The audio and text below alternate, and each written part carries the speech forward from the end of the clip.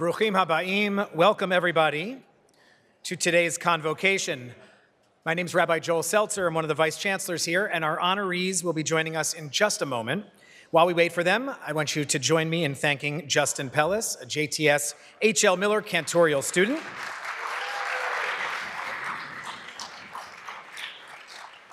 Justin, who is in his final year of H.L. Miller Cantorial School, which means he will be joining the ranks of all of us as colleagues in the room at the end of this year, has chosen a beautiful, jubilant, jazzy medley of celebratory music inspired by festive liturgical music and Israeli folk songs. Thank you so much, Justin. Now, I please invite you to join me in welcoming our honorees as they process up the aisle. I invite those here in the auditorium with us to please rise as you're able as we welcome in this year's honorees.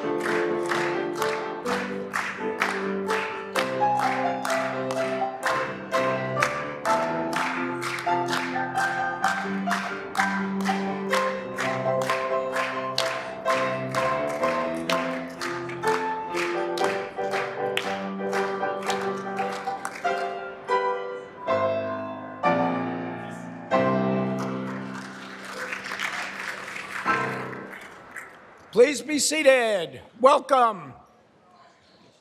It's wonderful to see so many people here to celebrate this marvelous mitzvah. My name is Alan Levine, and I'm privileged to serve as chair of the JTS Board of Trustees. And on behalf of the board, the administration, the faculty, I'm delighted to welcome all of you, both those here at JTS, those joining us online, to this special convocation. I'm also delighted to be joined today on stage by the Honorable Dr. Shuli Rubin Schwartz, Chancellor,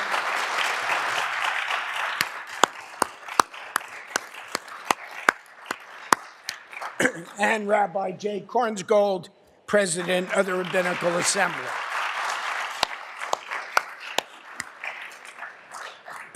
Allow me to begin by thanking JTS cantorial student Justin Pellis for the processional melody. You will hear from Justin throughout today's program. We're thrilled to have him here participating today. And if you haven't already done so, please take a moment to silence the equipment so that we have a pleasant, uninterrupted afternoon. We're delighted, truly delighted today to be celebrating together during these very challenging times. It is these moments of celebration that sustain all of us through the darker days. There's so much to revel in at JTS, not only because of the accomplished and talented clergy sitting in front of me, but also because of the wonderful students, the outstanding faculty, and the exciting new initiatives on the horizon. We're actively preparing for our next convening, our third, entitled Israel at a Crossroads, Navigating Religion, Democracy, and Justice taking place at JTS on April 1st and 2nd. This two-day event will feature experts and speakers from Israel and North America who will address the complex challenges facing the country, Israel, as it pursues justice, inclusion, and collective healing in the aftermath of October 7th. There is a link in the program if you would like to learn more or register or even come. Additionally, we're thrilled to announce the launch of our Masters of Fine Arts in Creative Writing, an MFA, a groundbreaking program rooted in the rich history of Jewish storytelling. And just days from now, our upcoming library exhibition, which now many of you saw, our new library and our new atrium with exhibition space inside the front door. That new exhibition will be Sacred Words, revealing the earliest Hebrew book. And it will be open to the public as all of the others have been. And every several months over the last year or two, we have had new exhibitions highlighting some of the treasures of the library that all of you know so well. Today's conferral of honorary degrees represents a milestone for the careers of the honorees.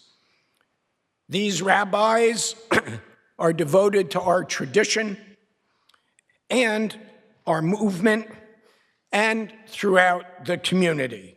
They have helped to meet the religious needs of today's Jews, and they prepare the way for a flourishing Jewish future. The broad and deep impact of these rabbis is reflected in today's audience. Joining us are not only the proud family members, but friends, lay leaders, professional colleagues, and members of the congregations and organizations served by the honorees. We are pleased to partner with the Rabbinical Assembly in this convocation as we do each year. And it now gives me great pleasure to call upon Rabbi Jay Kornsgold, the president of the Rabbinical Assembly, to share words of greeting. Thank you.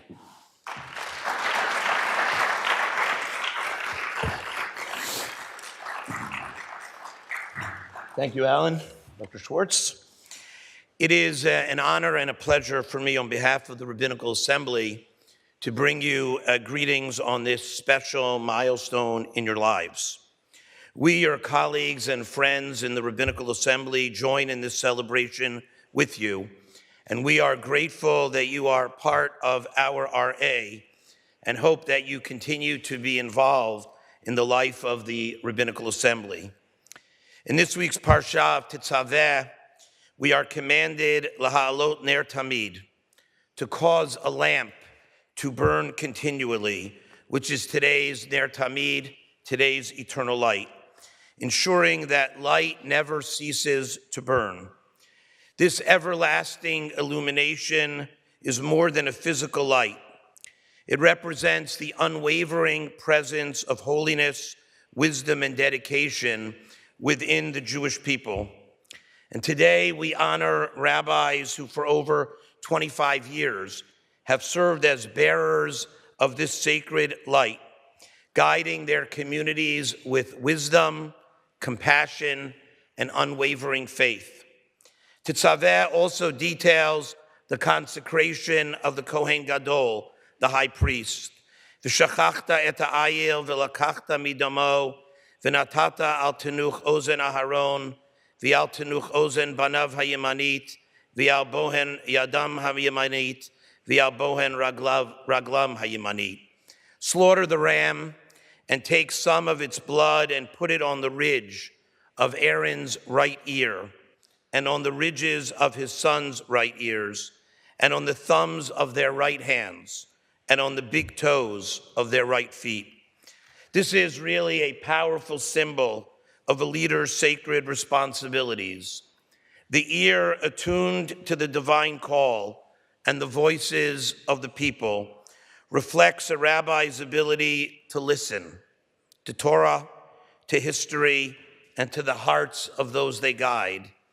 The thumb, symbolizing the sacred work of the hands, mirrors the blessings bestowed, the help and assistance given, and the hands extended in comfort and support. And the big toe, representing the steps taken on a lifelong journey of faith, evokes the steady, unwavering leadership that has guided communities through moments of joy and sorrow, challenge and triumph.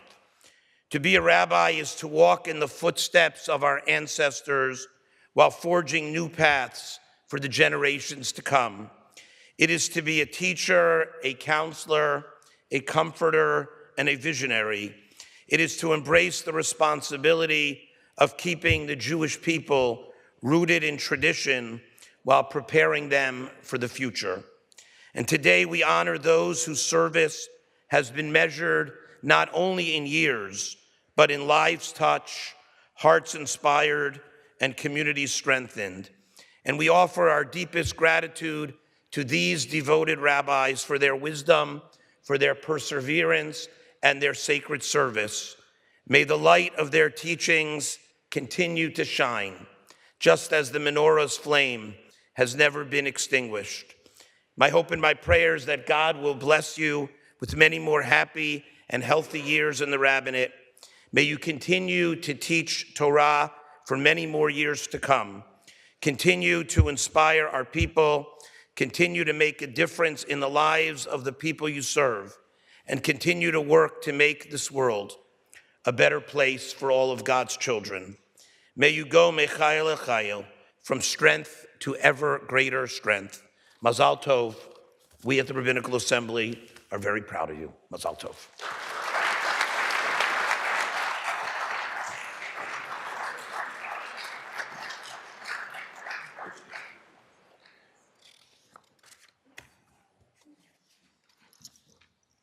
Thank you for those inspiring words, Rabbi Kornskold.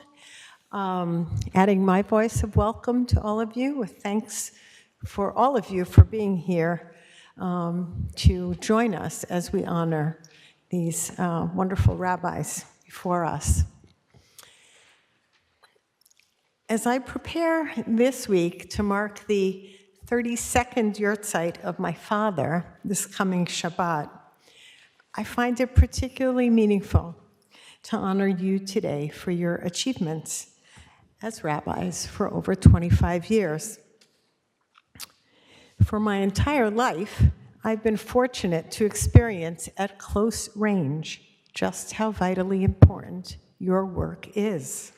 As the daughter, then wife, now mother of a rabbi, I've been privileged to know both the joys and the challenges of the rabbinate, both the public ones and the smaller private ones. Sharing your lives with others, you often sacrifice your own needs, personal and familial, to tend to the needs of others. But this intimate connection with your community affords you the opportunity to lessen someone's pain, provide discreet financial assistance, facilitate reconciliation, imbue life-altering Torah, create a strong, supportive community, support others when they mourn, when they celebrate, when they confront life's challenges. My father received his honorary degree in a ceremony that took place at the Concord Hotel during the annual Rabbinical Assembly Convention, which was a big deal in the life of my parents. They had those reunions every year. Some of you talked about how this feels like a reunion. Every convention felt that way in my parents' era. My dad was ordained in 1953, by the Jewish Theological Seminary, and he and his cohort were among many rabbis who brought Judaism, particularly conservative Judaism, to Jews hungry for connection and meaning after the trauma of World War II. Like my father on Long Island, most rabbis in that era and in this era were what we would call entrepreneurs, leading fledgling startups that grew into thriving centers of Jewish worship, learning, and community. He never aspired to a doctorate, but this degree, this honorary degree, which honored the ministry that animated his days and life and nights for decades, meant the world to him. In the intervening decades, Jewish life has grown more sophisticated, the religious hunger of our people more varied. Your rabbinates have evolved to meet the needs of Jews in many different settings. Through your writing, your teaching, your scholarship, your pastoral care, relationship building, spiritual formation, institution building, and more, you, individually, through your distinctive career path, and you, collectively, have magnified Torah in the broadest sense, transforming Jewish life for the better. Last week's Parsha, Truma, introduced the process of building the Mishkan, the tabernacle. Oddly, the Parsha does not include the name of the architect and project manager of this monumental undertaking, Bezalel. This week's Parsha, Tetzaveh, as you rabbis know well, is the only Parsha, besides the ones in Genesis, in which Moses' name is not mentioned at all. How is it possible that these two primary figures of the book of Exodus, Moses, who led the Israelites as God redeemed them from Egypt, and Bezalel, who oversaw the building of the sanctuary in which God would dwell, are absent from two consecutive parshiot? Now we know that the order of the parshiot does not reflect the chronology of the events. Moses' encounter on Mount Sinai, where God tells him about Bezalel, comes in the parsha after this that week, in Kitisa. And this likely accounts for his absence in last week's parsha. And the classic explanation for Moses' absence in this week's parsha comes from Rabbi Jacob ben Asher, known as the Baal HaTurim, a medieval legal scholar and biblical commentator who attributes it to a passage in Kitisa, which we haven't encountered yet, where Moses begs God to erase him from God's record rather than destroy the Israelites after the incident of the golden calf. According to the Baal HaTurim, Moses' wish is granted in this one parsha, Parshat Tetzaveh. But I'd like to ascribe a different interpretation to the absence of the names of Moshe and Bezalel from these parshiot, a lesson that you as leaders have invariably internalized during the course of your careers. We often think about the overt qualities of leadership that are essential: communication skills, charisma, experience, vision, wisdom, people skills. But knowing when to hold back is critical as well. We know this from the example of the Kadosh Baruch Hu, of God, who, according to the concept of tzimtzum, retraction, God first had to contract in order for there to be space in the world for the world that God was about to create. Similarly, through their absence, Bezalel made room for the participation of others through the gifts that they brought for the building of the Mishkan, and Moses made room for the leadership of Bezalel. We see this described in a teaching in Talmud, in Brachot, which notes that the order that Moses instructed the people to build the tabernacle was different from God's instructions to Moses on Mount Sinai. בשעה שאמר לו הקדוש ברוך הוא למשה, לך אמור לו לבצלאל, עשה לי משכן, ארון וכלים, הלך משה והפך ואמר לו, עשה ארון וכלים ומשכן. When God said to Moses, go say to Bezalel, make a tabernacle, an ark, and vessels. Moses went and reversed the order when he said that to Bezalel and said, make an ark and vessels and a tabernacle. Bezalel said to Moses,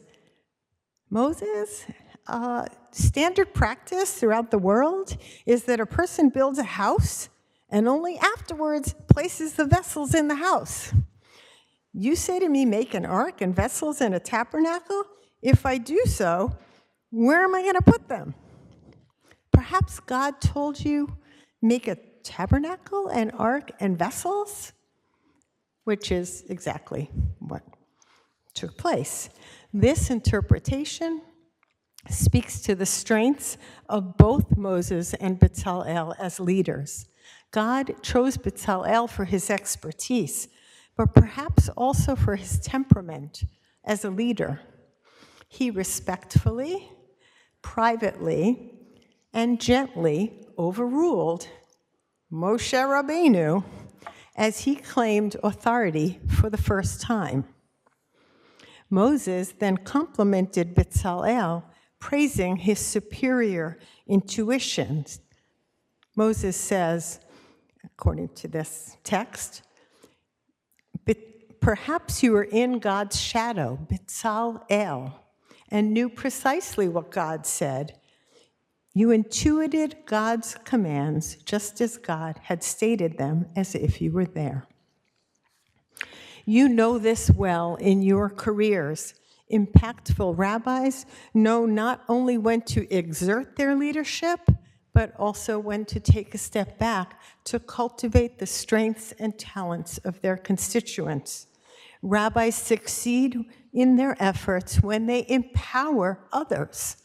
When someone learns to read Torah for the first time or give a Dvar Torah, when someone musters the inner strength to overcome personal challenges, repair a relationship, extend a hand to others in need.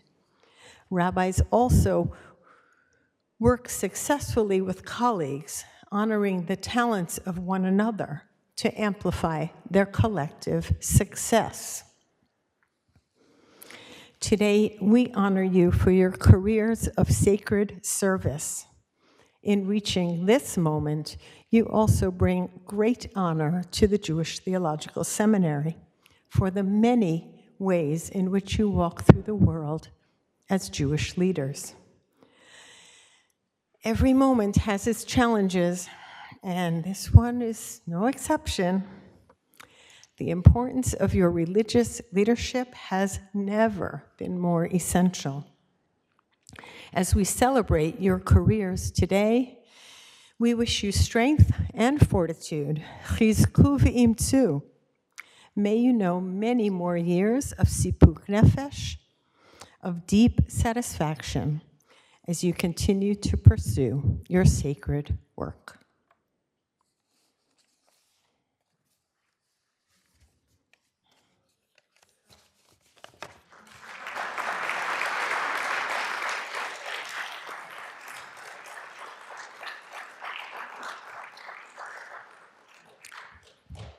It is now my privilege to call upon Rabbi Jane Kanarak, who will shortly receive her honorary degree today, to speak on behalf of her colleagues. Rabbi Kanarak was ordained at JTS. She is professor of rabbinics and dean of the faculty at Hebrew College Rabbinical School in Newton, Massachusetts. Following her remarks, we will begin the conferral of degrees.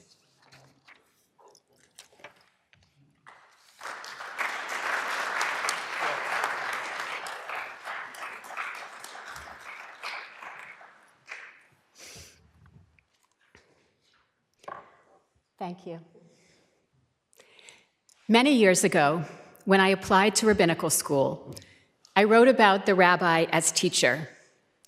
I wanted to teach Talmud, and I wanted to teach Talmud as a rabbi. I have indeed been blessed to spend much of my rabbinate as a teacher of rabbinical students, albeit at a different rabbinical school. Yet, much as I have become rabbi's teacher, my vision of the rabbinate for myself and for my colleagues is appropriately now much more expansive than the very limited purview of a 23-year-old. Parenthetically, 23 is probably much too young an age to begin rabbinical school. At least it was for me. As I have studied, written, and taught, worked in the pulpit and at Camp Ramah, two other commitments have come to lie at the heart of my rabbinate. These dual commitments are articulated in Tractate Sota of the Babylonian Talmud by our ancient Talmudic sages, Rabbi Meir and Rabbi Yochanan. For full disclosure, I came across this teaching because I've been writing a book on Bavli Sota, which should be coming out in the late fall.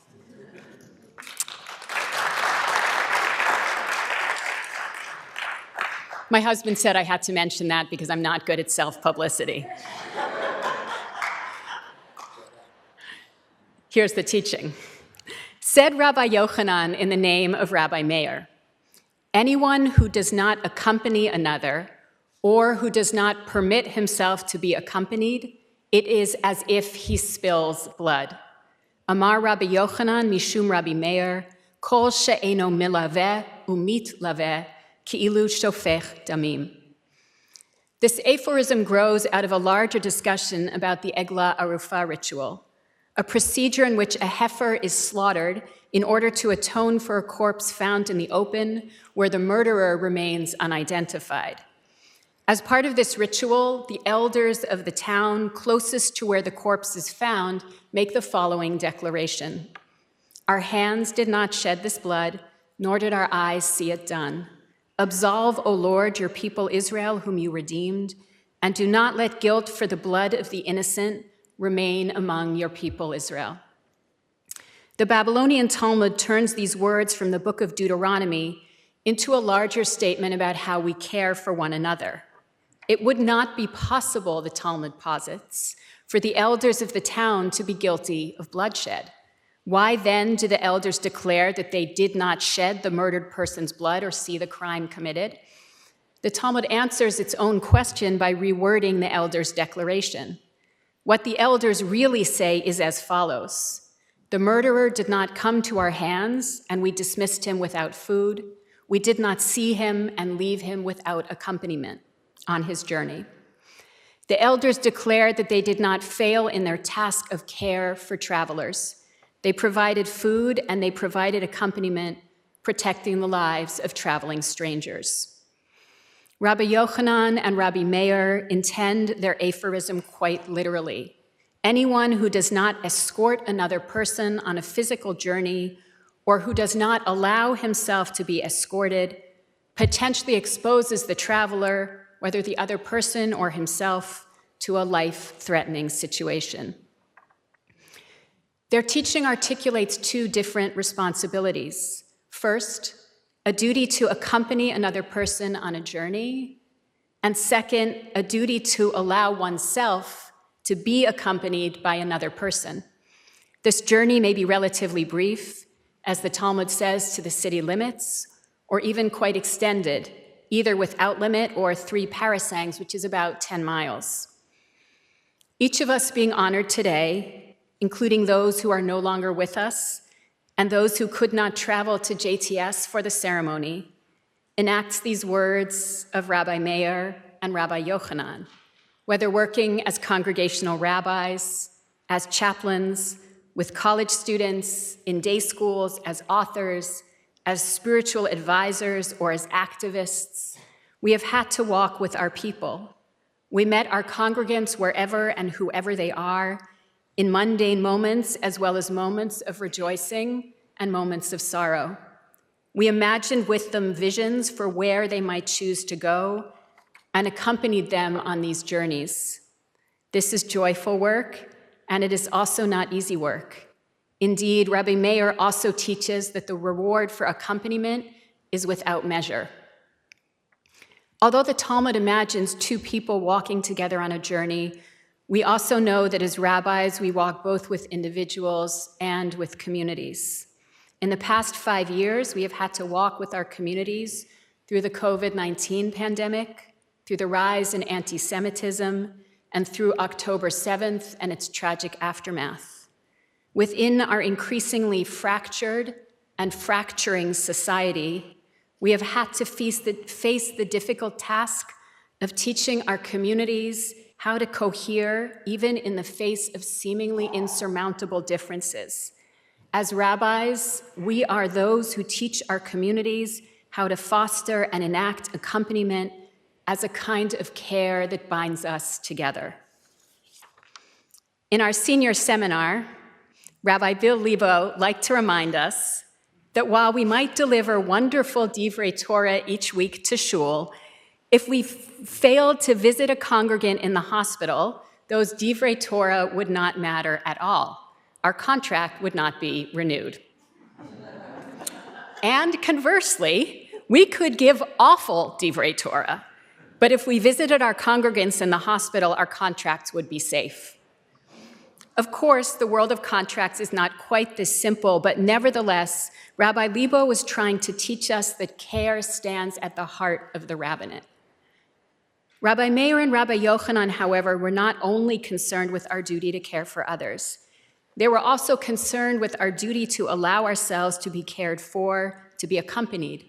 Kol she'eno milaveh umitlaveh ki'ilu shofech damim. Anyone who does not accompany others or accept accompaniment is considered to shed blood. Again, they meant this quite literally, that each of us needs to accept an offer of physical escort. I again want to take this statement a bit less literally, for the Talmud also teaches that when someone lacks a physical escort, that person should occupy herself with Torah. When I started at JTS, women had been ordained for only 9 years. My Talmud teacher in my 2nd and 4th years at JTS was Rabbi Dr. Israel Frankis, Zichrono Livracha. Rabbi Frankis was among those who voted against the ordination of women. Still, I find that a particular Torah I learned from Rabbi Frankis hovers and accompanies me in my work as a teacher of rabbinical students. This Torah is not a specific teaching from the words of the Talmud or even from his favorite commentator, the Rimigash, a 12th century Spanish rabbi. In fact, when I took Rabbi Frankis' classes, I didn't yet have the technical skills to properly understand the Talmudic material he wanted us to learn. The 4th parak of Bava Metzia, Hazahav Konet HaKesef, gold coins acquire silver coins, was far beyond me. From Rabbi Frankis, I have learned that an essential aspect of being a rabbi is the ability to cross gaps. Rabbi Frankis, a man raised in a completely different world than ours, an Auschwitz survivor, nevertheless found a way to meet us.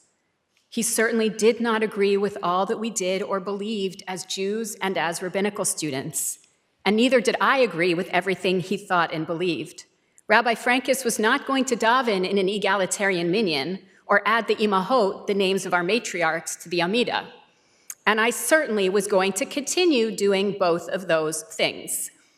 And that, I have come to believe, is okay. It may seem trite to say that we found common ground in a love of Torah study rather than in a particular ideology, but we did. This, then, I have come to believe, is a crucial aspect of the rabbinate, cultivating the ability to become a gap crosser. Crossing gaps does not necessitate giving up one's beliefs. On the contrary, in order for me to meet someone who stands in a different place than I do, I must know what I believe. But I must also believe that this other person understands and knows things that I do not understand and that I do not know. What can I learn from this other person? How might their knowledge, experiences, and beliefs shape and reshape what I think I know? And even more, how might I help to create a communal framework that enables us to find a meeting place in the gap between us? As rabbis, we must create and sustain communities across difference. This is always vitally important work, but now it has become crucial. We are tasked with cultivating communities that find anchors of agreement which enable us to thrive with difference, to meet, care for, and accompany one another with dignity across gaps of generation, politics, and identity. As Rabbi Meir, Rabbi Yochanan, and the elders of the unnamed town teach us, acts of accompaniment sustain our world. Thank you for honoring us today.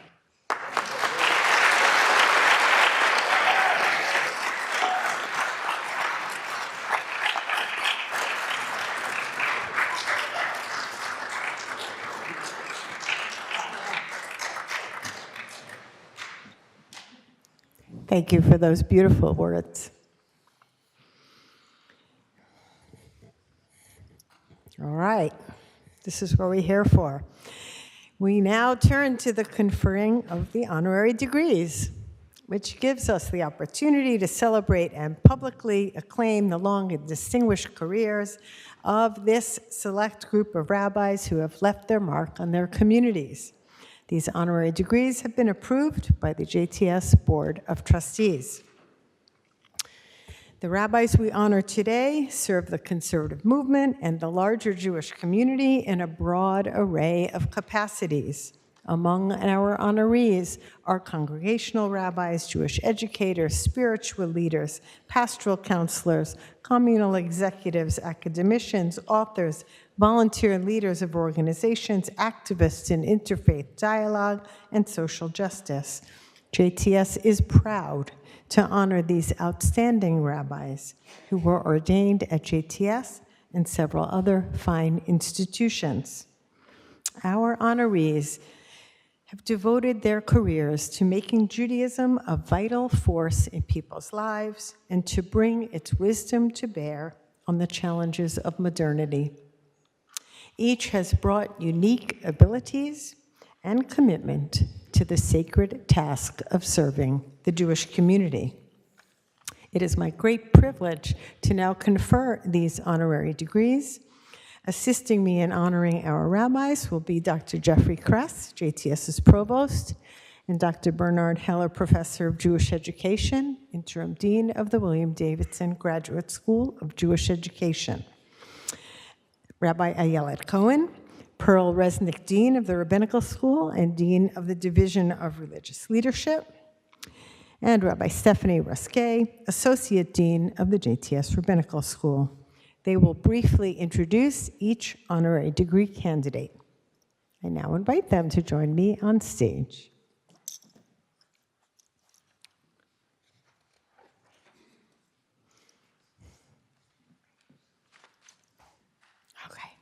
Okay. I now call to the podium Rabbi Francine Green Roston.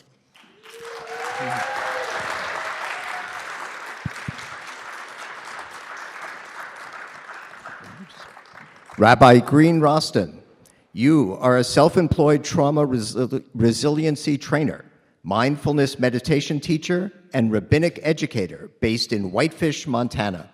Previously, you worked at Glacier Jewish Community, Flathead Valley in Montana, and Congregation Bethel in South Orange, New Jersey. You strive to help people own their Jewish identity and grow as Jews and engaged humans, nurturing vibrant Jewish learning communities. Looking ahead, you hope to continue working with people to help them find healing, grow their resilience, and live a meaningful life that helps others. Mazel tov.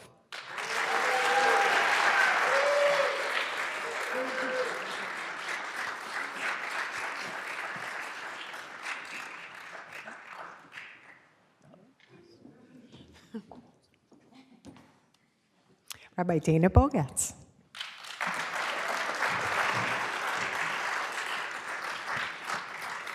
Rabbi Bogatz, you are the rabbi at First Hebrew Congregation in Peekskill, New York, and you previously worked at Temple Beth Shalom in Stratford, Connecticut.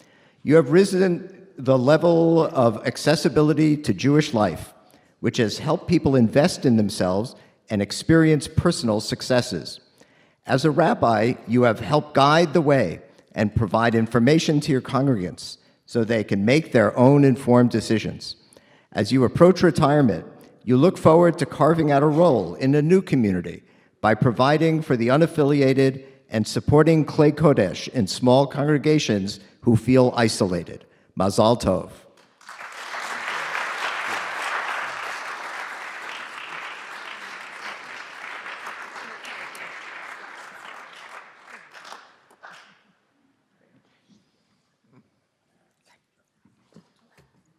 Rabbi Harry Breckner.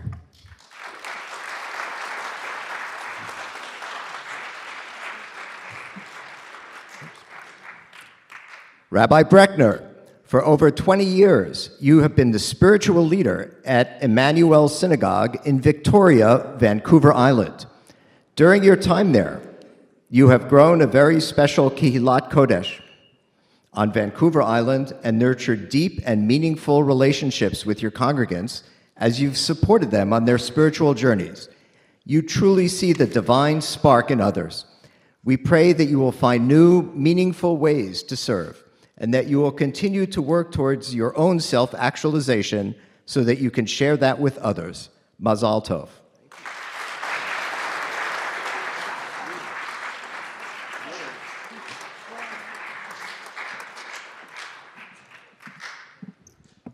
Rabbi Batya Glazer.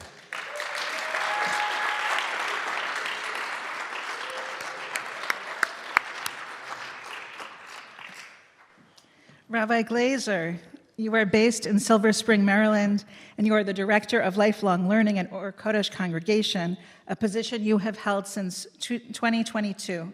You went to rabbinical school hoping to be able to find answers to your questions, and you feel very privileged to bring people together and to increase knowledge and connection.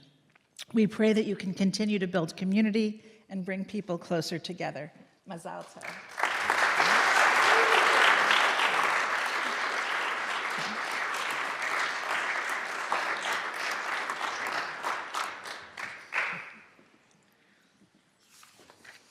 Rabbi Michelle Goldsmith.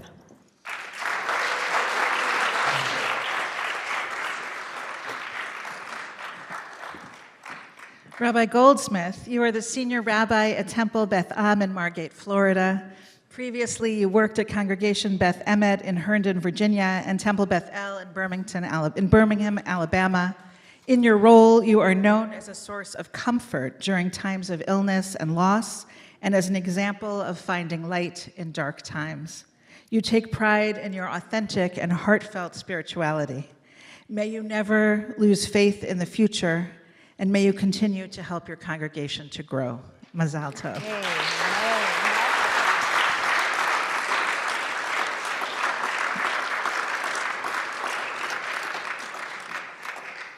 Rabbi Sean Gorman.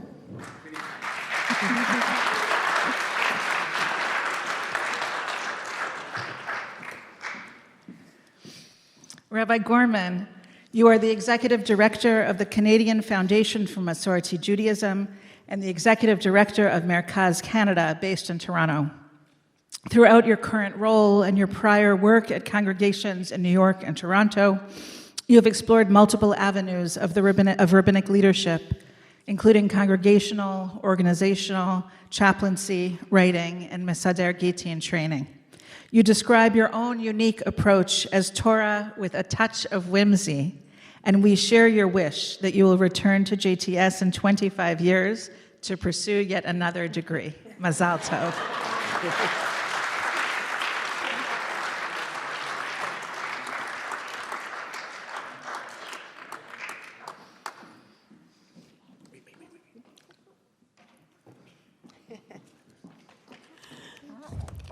Rabbi Sherry Hirsch.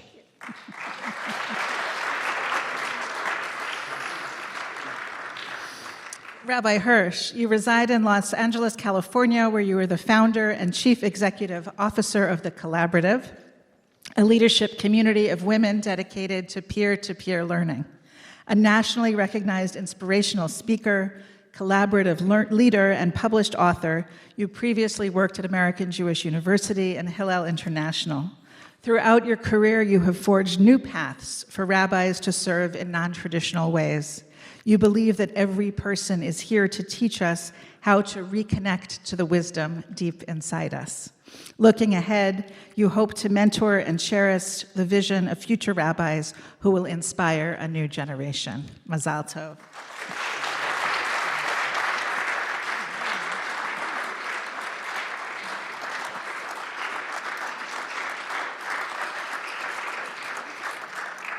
Rabbi Mark Israel.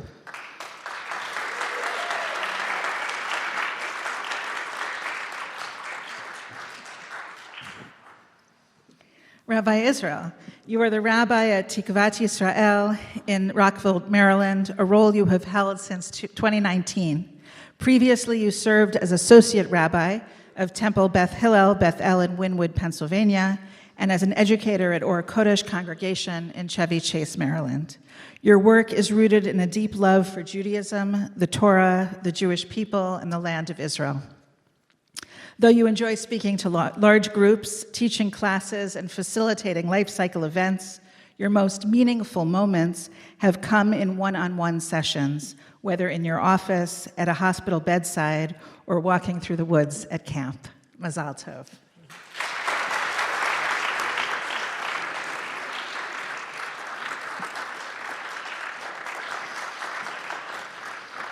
Rabbi Naomi Kalish.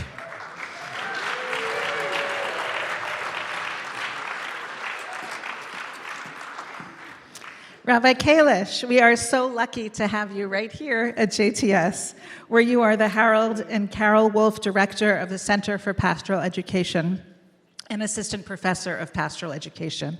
Throughout your work at JTS and at New York Presbyterian Hospital and Calvary Hospital, you have served members of the Jewish community and beyond who are at the margins, and you have built interreligious and intercultural bridges between communities. We are grateful for the wisdom and transformative power of compassion and spiritual care you bring to your work. Mazal tov.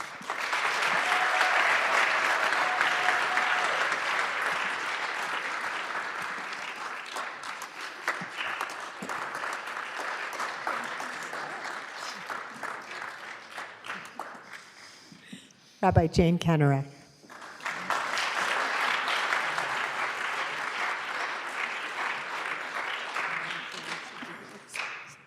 Rabbi Kanarak, you are a professor of rabbinics and dean of faculty at the Hebrew College Rabbinical School in Newton, Massachusetts.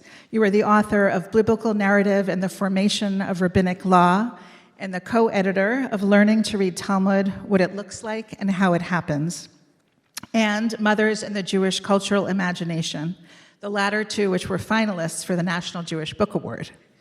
You seek to open the Talmud to rabbis of all denominations, helping them to see themselves in our ancient texts and imagine Jewish futures rooted in the past. Mazal tov.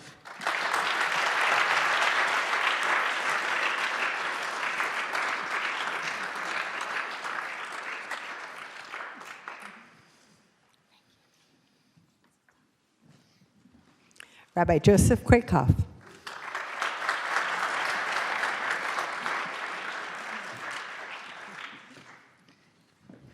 Rabbi Krakoff, you are the president and CEO of Jewish Hospice and Chaplaincy Network in West Bloomfield, Michigan. In your job, you have the honor of holding the hands of sick and dying individuals, bringing them support, love, comfort, and peace in their most difficult moments. You meet every person where they are, Jewishly and spiritually, with authenticity, understanding, compassion, and support for their unique reality and circumstances. We pray with you that the Almighty gives you the strength, insight, and fortitude to continue helping people each and every day. Mazal tov.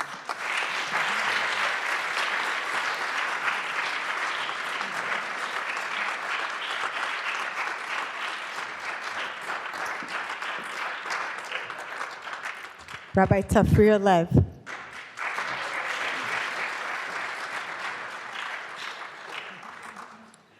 Rabbi Lev, you are based in West Hills, California, where you work at Burbank, Temple Emmanuel, and De Toledo High School. With compassion and an emphasis on the dignity of every individual, you bring a joy of pluralistic Judaism to your rabbinate. In your work, you are guided by the belief that each of us was given a gift of Torah at Mount Sinai, and that your job is to facilitate holy remembering so that we can benefit from one another's divine gifts.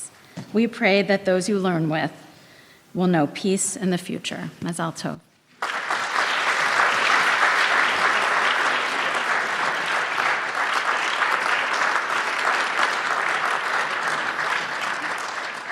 Rabbi Stephen Morgan.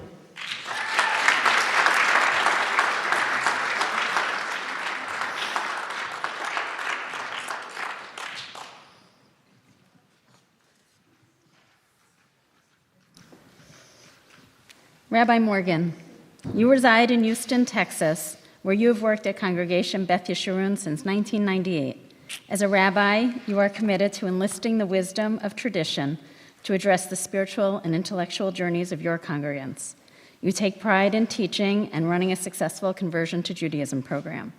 You hope to be remembered for your smile, your ability to listen, and for offering hope and opportunities to those seeking spiritual growth and enrichment. Mazal tov.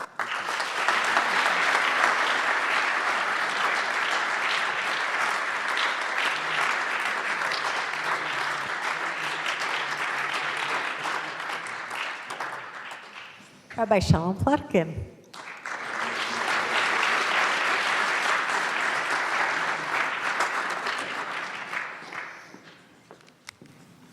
Rabbi Plotkin, you are an owner of Right at Home in-home care in Beechwood, Ohio, which you manage alongside your wife, Elise Braverman Plotkin, whom you met here at JTS. Before taking on this role, you worked at Louis Stokes VA Medical Center of Cleveland and served in the pulpit at Bethel and Margate, New Jersey. Guided by Rabbi Tarfon's words in Pirkei Avot, you take the most pride in the veterans, seniors, congregants, students, warriors, and survivors who have ennobled your rabbinate and given you the honor of supporting them spiritually. Chazak ve'amatz. Mazal tov.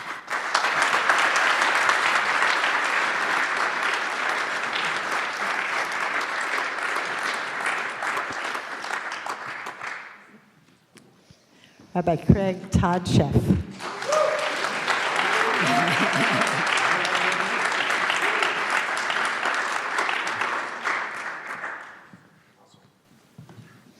Rabbi Sheff, you serve at Orangetown Jewish Center in Orangeburg, New York, where you have found tremendous satisfaction in developing a community of learners.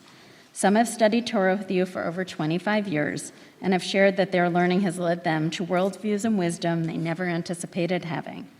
As you look to the future, you pray that you will gracefully accept the limitations of aging, embrace the new work-life balance that accompanies a growing family, and seize opportunities for growth and new challenges. Mazal tov.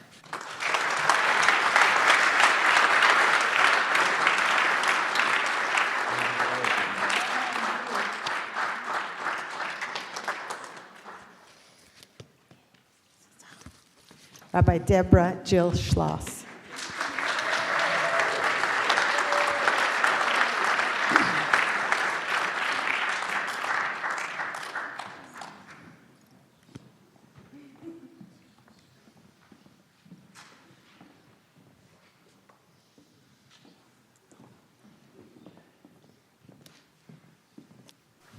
Rabbi Schloss, you are currently the rabbi at Shaarei Tzedek Synagogue in the Woodlands, Texas, and you have worked part-time at Michael E. DeBakey VA Medical Center in Houston for 20 years.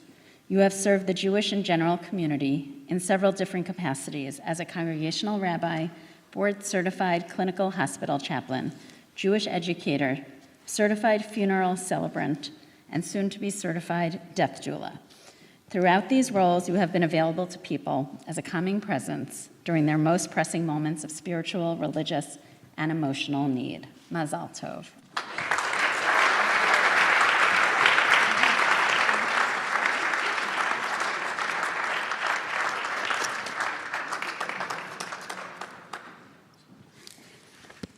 Rabbi Gil Steinlauf.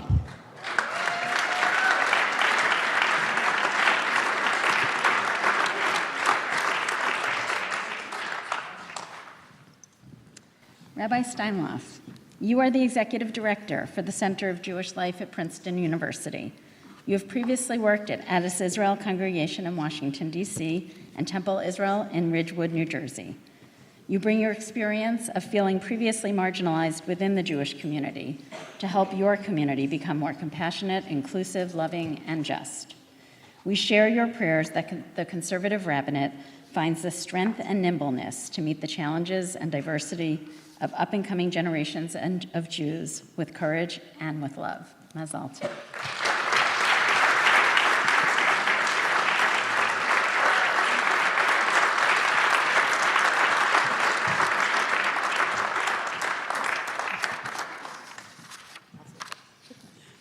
Rabbi Gustavo Saraski.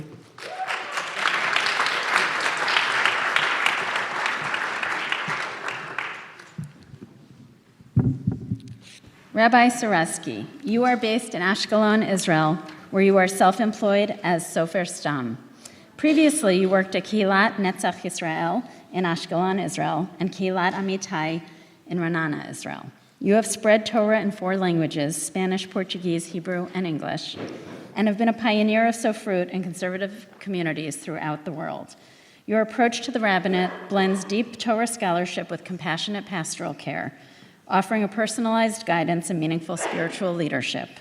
You take pride in sparking the joy of Torah in numerous young congregants, many of whom later joined the rabbinate and now lead congregations of their own. Mazal tov.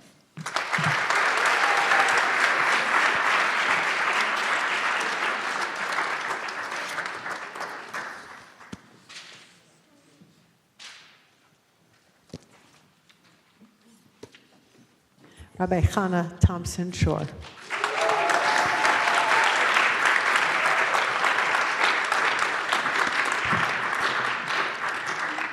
Rabbi Thompson Shore, you are an adult education volunteer at Forest Hills Jewish Center in Kew Gardens, New York, and in the past you worked at Ramah Day Camp in Nyack and Hadar Judaic Fabric Arts.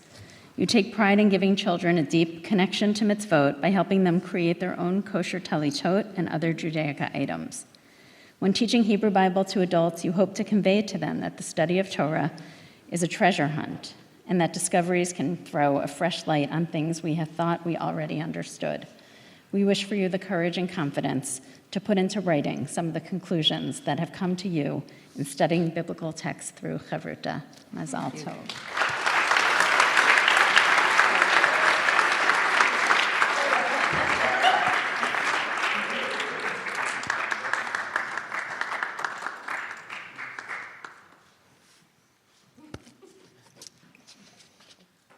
Rabbi Mimi Wiesel.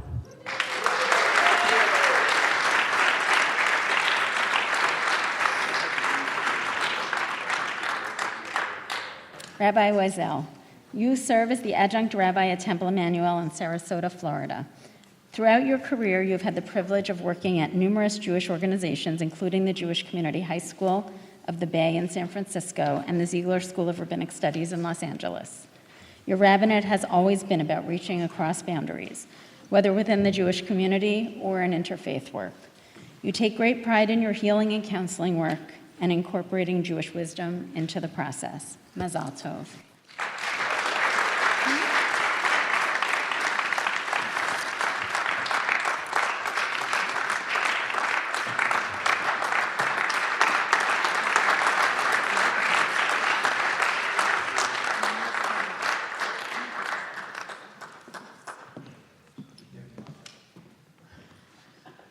We invite all the recipients of honorary degrees to stand so we can offer you a blessing.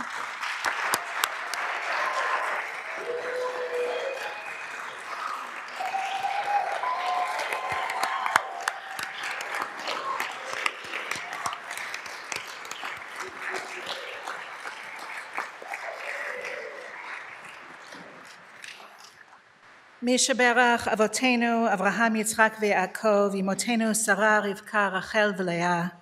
May the one who blessed our ancestors bless you as we celebrate this milestone, these many years of your providing blessing and learning and guidance and solace and challenge to so many. As you have nourished them, may you too be nourished. V'haya ka'etz shatul al mayim ve'al yuval yishlach shorashav.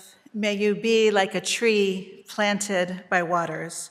When you reach your roots out towards the stream, thirsty, may you find the living waters, the people, the wisdom, the peace, the generosity, the forgiveness, the faith that soothe and sustain and refresh you for the next 25 years and beyond, as you continue your holy work on paths sometimes clear and sometimes winding, with chesed, love, curiosity, and joy. Amen.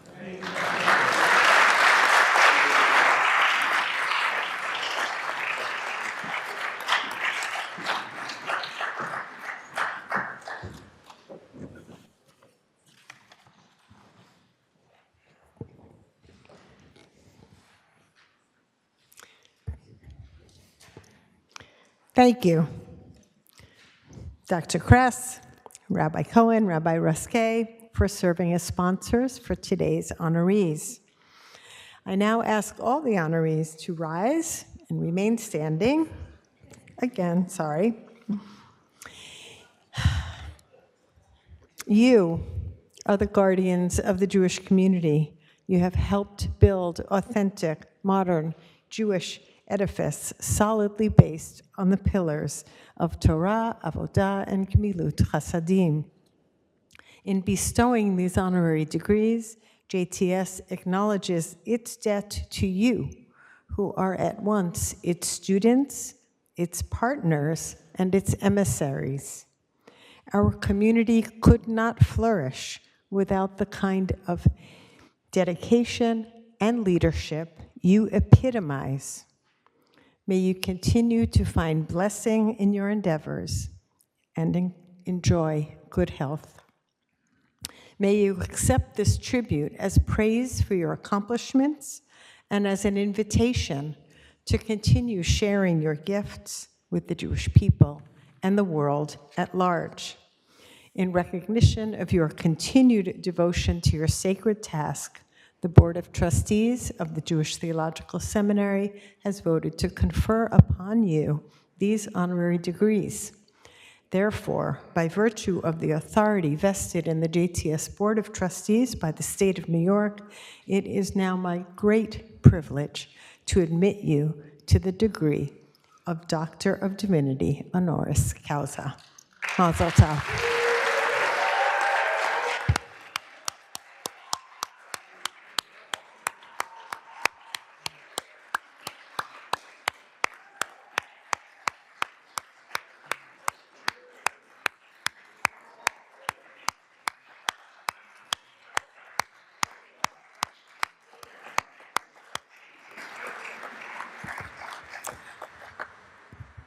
It is now my privilege to call upon Rabbi Gordon Tucker, Vice Chancellor for Religious Life and Engagement at JTS, to offer words of blessing.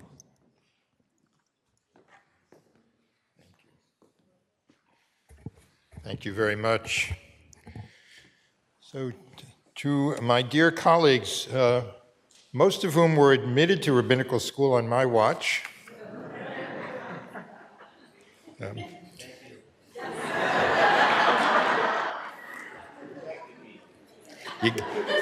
it's all about being in the right place at the right time. That's right. So our teacher, Rabbi Abraham Joshua Heschel, wrote the following in Man is Not Alone. Man insists not only on being satisfied, but also on being able to satisfy. On being a need, not only on having needs. Happiness, in fact, may be defined as the certainty of being needed. You all now know what I also discovered 25 years ago when my time for this honor arrived. That is, how meaningful it is to be able to look back on a quarter century of rabbinic work and know that it is seen, and acknowledged and valued. However we may have looked upon this honorary degree when we were younger, and you know all the jokes, and when we were younger and knew a whole lot less about life, we came to understand, as you do today, just how much this honor is to be treasured, and how much gratitude we should have to God for the privilege of serving, for being a need all these years, and for bringing us to this day. I want you to know that in addition to the value that this honor has for you, it means a great deal to us at JTS as well. And now I'm going to ask you to indulge me and abide a little wordplay, no groaning. It's a little whimsical, but it's important. I will tell you that when I think of these convocations, I sometimes have in mind a phrase from the book of Breshit. There are words that in pretty standard rabbinic practice I pull entirely out of context. Right?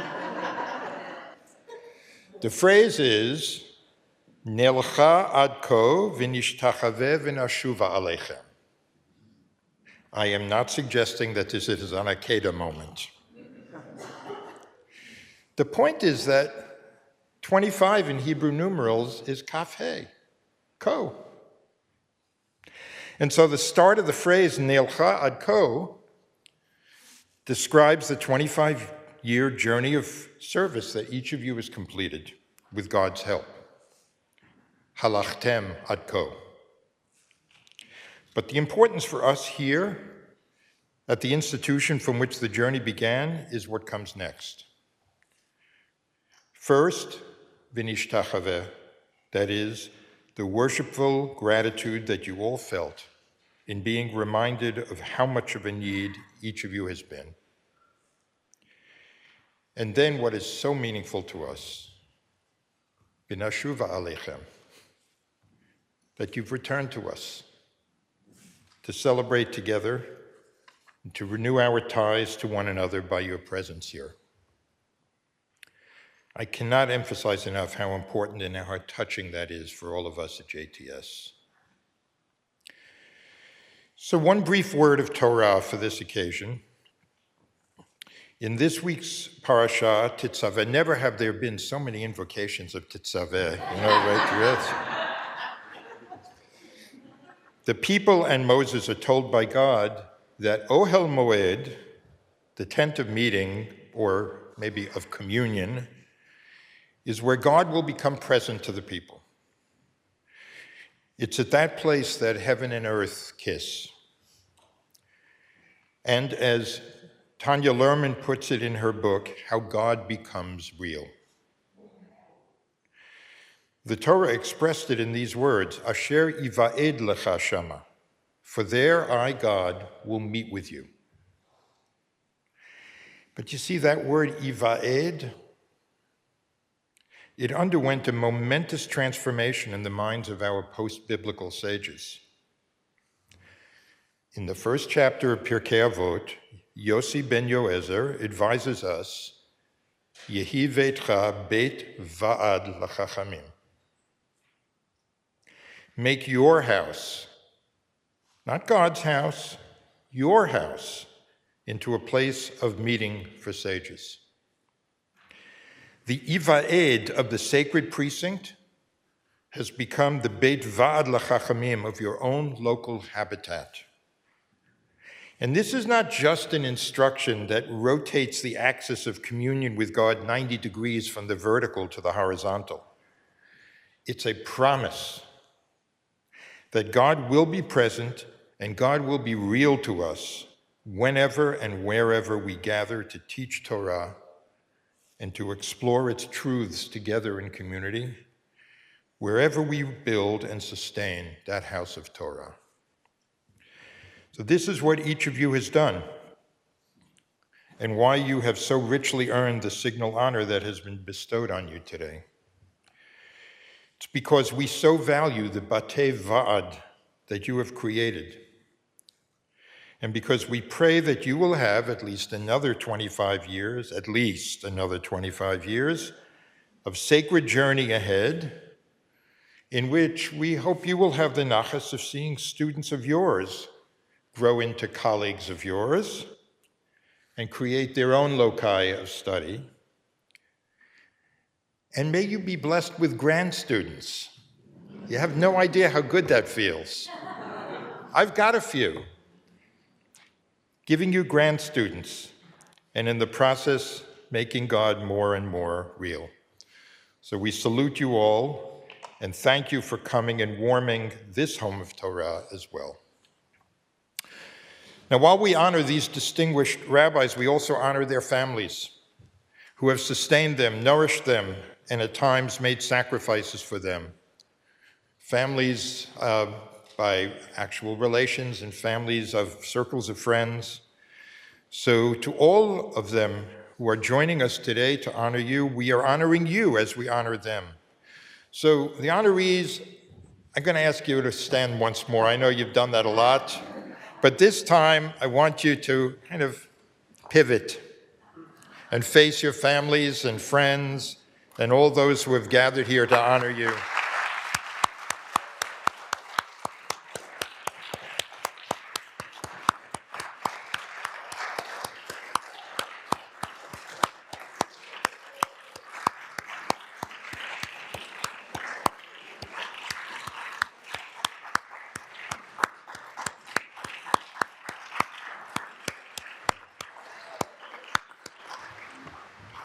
We thank you for all that you have done to help make today possible.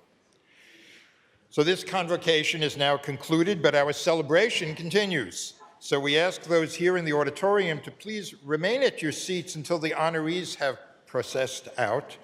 And then please join us in the JTS atrium just outside for a reception in tribute to our honorees.